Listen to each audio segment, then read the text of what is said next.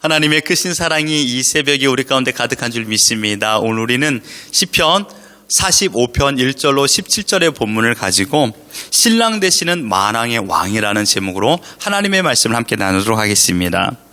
시편 45편은 아름다운 이름이 있습니다.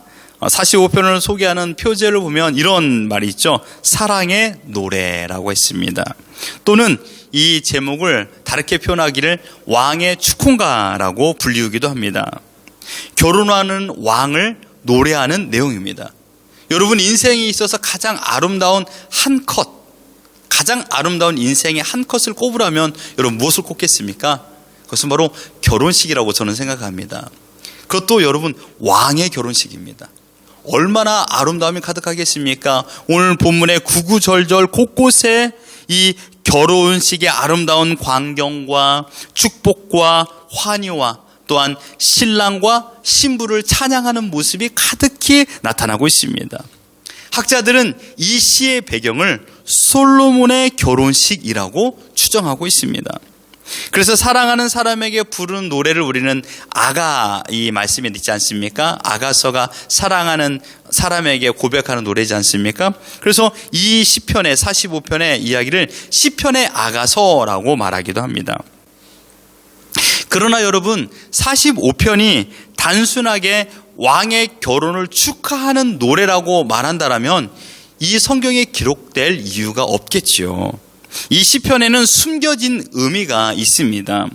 그것은 이 시편이 메시아 예언시로 분류되고 있다는 것입니다. 분류되고 있습니다. 그러므로 이 결혼식의 왕은 누굴까요? 메시아를 의미하고 있으며 또한 신부는 바로 하나님께서 정하신 백성들, 곧 우리 같은 성도를 의미하고 있는 것입니다.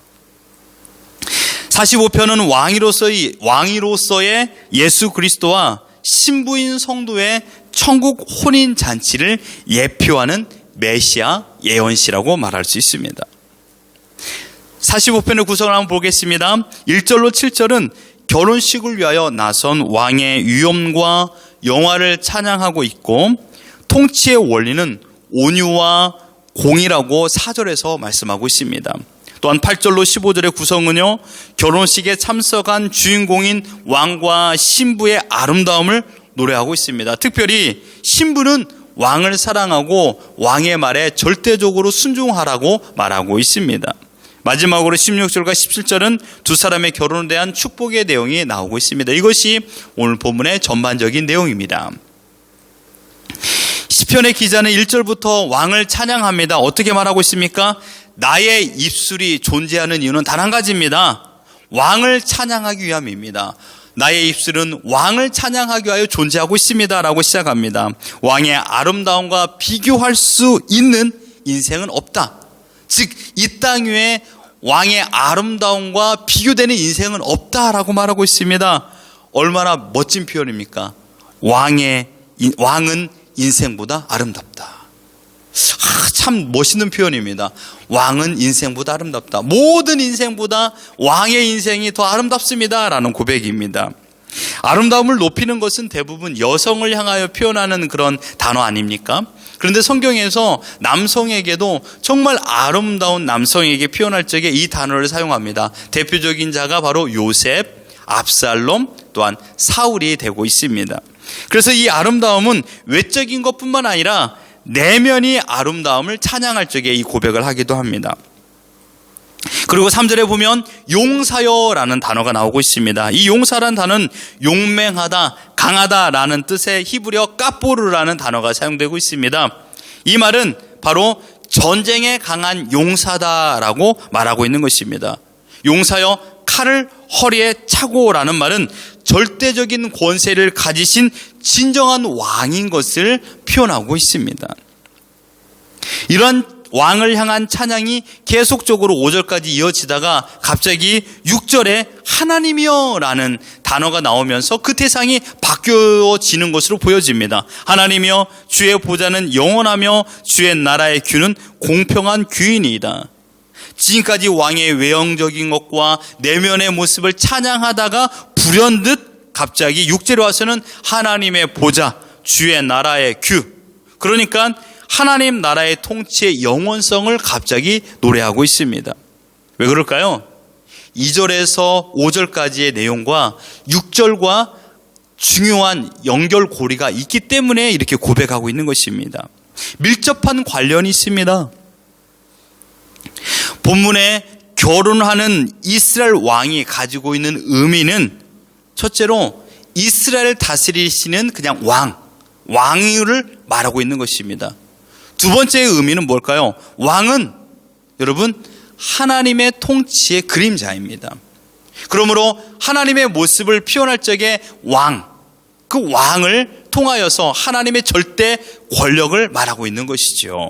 그러니까 이스라엘의 실제적인 왕은 하나님이심을 보여주는 상징적인 의미로서의 왕을 말하고 있습니다. 그러므로 이 2절부터 5절까지의 왕의 아름다움, 왕의 통치의 능력, 권능, 이 모든 것은 즉 하나님을 말씀하고 있는 것입니다.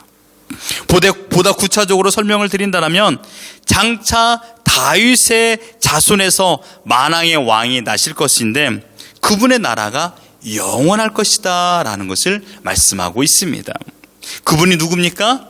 바로 우리 구주 예수 그리스도이신 줄 믿습니다.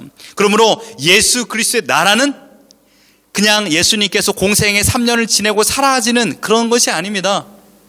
2000년 전에 십자가에 달려 죽으심으로 그 나라가 끝난 것이 아니라 지금도 그 나라는 영원하며 그의 통치는 영원하다라고 말씀하고 있는 것입니다.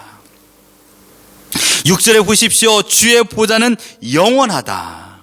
실제적으로 남유다가 20대 왕인 시드기야를 마지막으로 다윗의 나라는 바벨론에 의하여 멸망을 당함으로 왕의 보좌는 끝난 것처럼 생각이 들 수 있습니다.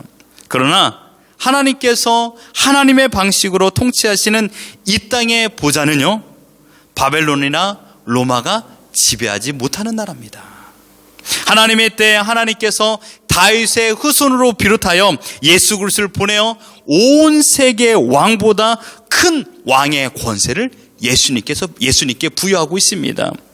빌립보서 2장 9절에 보면 이렇게 말하고 있습니다. 이러므로 하나님이 그를 지극히 높여 모든 이름 위에 뛰어난 이름을 주사 하늘에 있는 자들과 땅에 있는 자들과 땅 아래에 있는 자들로 모든 무릎을 꿇고 모든 무릎을 예수의 이름에 꿇게 하시고 모든 입으로 예수 그리스도를 주라 시인하여 하나님 아버지께 영광을 돌리게 하셨더라라고 말씀하고 있습니다.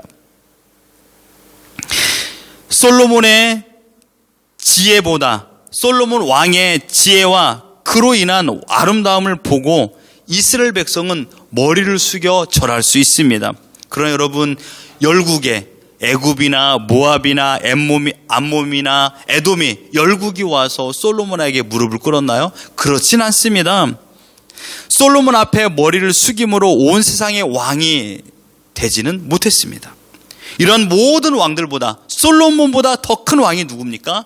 다윗이나 솔로몬, 느부갓네살, 고레스, 아닥사스다, 헤롯이 될 수가 없습니다. 이 땅의 진정한 왕은 바로 열국의 이름을 불리우는 왕들이 아니라 오직 하나님께서 세우신 구원의 영원한 왕이신 예수 그리스도인 줄 믿습니다.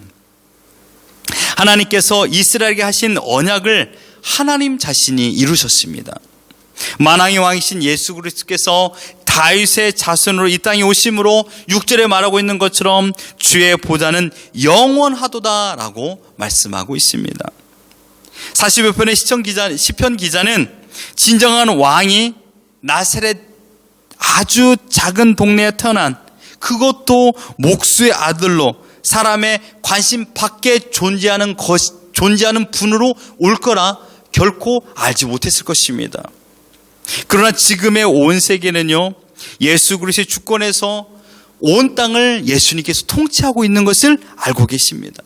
지금 우리가 살고 있는 이 시대는요, 예수님이 온 땅의 주권자인 것을 믿는 부류와 또한 그 사실을 거부하는 부류 두 개로 갈려져 있습니다.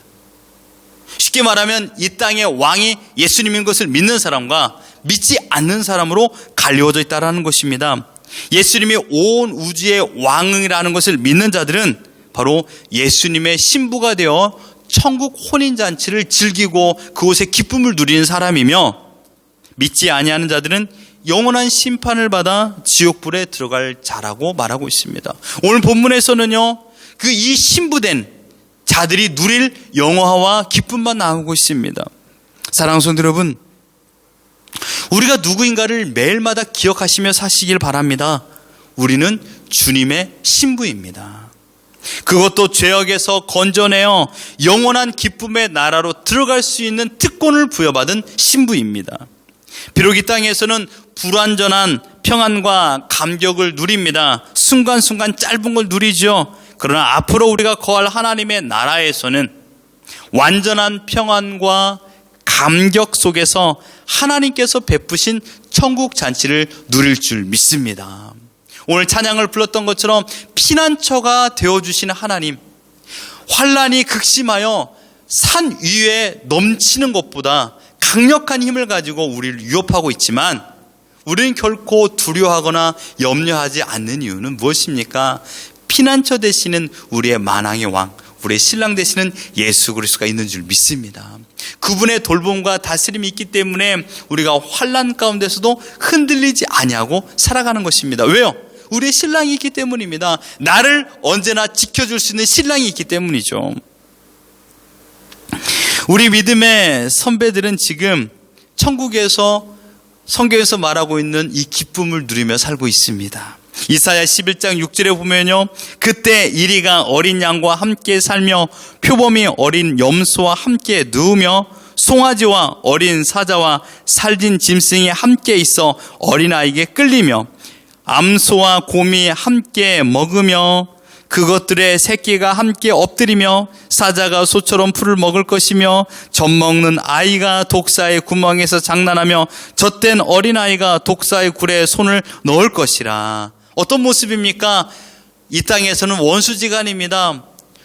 죽어야만이 살 수 있는 그런 삶을 살아가는 관계입니다. 그러나 천국에서는요, 바로 영원한 기쁨과 영원한 평안과 영원한 안식이 있음을 우리에게 보여주고 있는 아름다운 천국 묘사를 이사야가 우리에게 들려주고 있습니다. 그러므로 온 우주의 진정한 왕이신 예수 그리스도의 신부인 우리가 이 땅에서 하나님의 나라를 바라보며 믿음을 가지고 사는 것입니다. 어떻게요? 신랑 되시는 예수 그리스도, 그 신랑 되시는 예수 그리스도를 바라보며 그 주님과 함께 기쁨으로 살아갈 것을 소망하는 것입니다. 그런 마음을 가진 사람이 이 땅에서 어떻게 살아야 될까요? 오늘 본문 11절에 말하고 있습니다. 그리하면 왕이 내 아름다움을 사모할지라, 그런데 주인이시니 너는 그를 경배할지어다. 아멘. 이 땅의 진정한 주권자 예수 그리스도 한 분으로 만족을 누리며 신랑 한 명으로 만족을 누려라 이 신부들이여 라고 말하고 있는 것입니다. 오직 그분의 말씀에 순종하며 살아가라라고 말하고 있습니다. 여러분, 이 땅에 우리가 가정을 이룰 적에 신랑과 신부가, 남편과 아내가 서로 사랑하는 모습을 가지고 살아야 됩니다. 그래야 아름다운 가정을 이루는 것이죠. 신랑은 신부를 사랑하고요, 신부는 신랑만을 사랑하며 살아가는 것입니다. 마찬가지입니다. 우리가 이 땅에서 가장 아름다운 삶을 살아가는 방법, 제1원칙이 뭡니까? 신랑 되시는 예수님만 사랑하는 것입니다. 하나님은 질투의 하나님이라고 말씀했습니다. 어떻게 해요? 나만 사랑해라, 나만 바라봐라, 나만 의지하라 라고 말하고 있는 것입니다. 여러분, 누구를 의지하며 사시고 있습니까? 피난처는 오직 하나님 한 분이신 줄 믿습니다.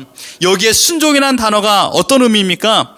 바로 하나님만을 사랑하라는 말입니다. 10절을 보십시오. 땅이여, 딸이여, 내 백성과 내 아버지의 집을 잊어버릴지라 라고 말하고 있습니다.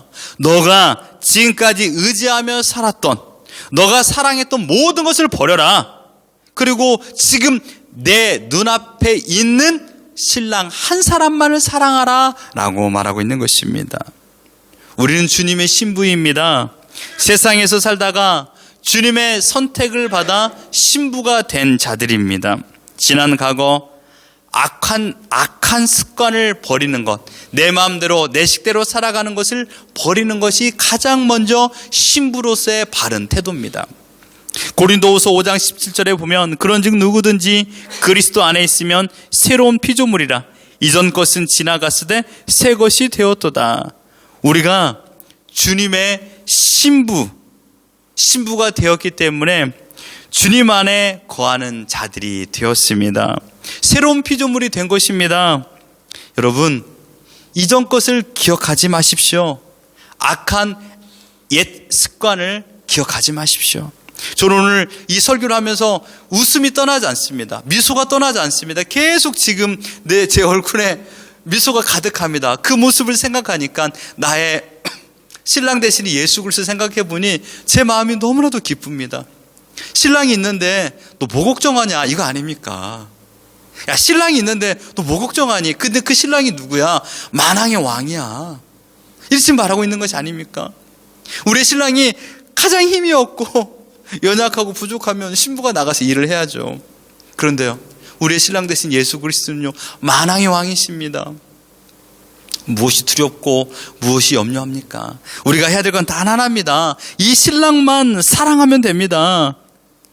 세상의 법이 어찌 이 신랑 되시는 예수 그리스도를 이길 수 있겠습니까? 그러므로 순종을 우리에게 요구하고 있습니다. 순종은 사랑의 표현입니다. 주님을 사랑하기 때문에 우리는 순종할 수 있는 것입니다. 이것은 절대 명령입니다. 또한 절대 사랑의 표현입니다. 그러므로 오늘 만왕의 왕 대신 예수 그리스도가 나의 신랑인 것을 믿고 살아가는 우리 모두는 머리에서 발끝까지 주님의 사랑을 받는 자들입니다. 솔로몬이 술람미를 사랑하는 것보다 주님이 우리를 사랑하는 것이 더 큽니다. 우리를 사랑하여 우리를 신부 삼아주신 주님을 사랑하라고 우리에게 명령하여 주신 하나님의 명령을 받들어 오늘 이 시간 지난 과거 옛 습관을 버리고 세상 것을 사랑하지 아니하고 피난처가 되어주시는 우리 신랑만을 사랑하며 그 신랑의 말에 순종하며 그 신랑과 동행하며 그 기쁨을 누리며 살아가는 우리 모두가 되기를 예수 그리스도 이름으로 축원합니다.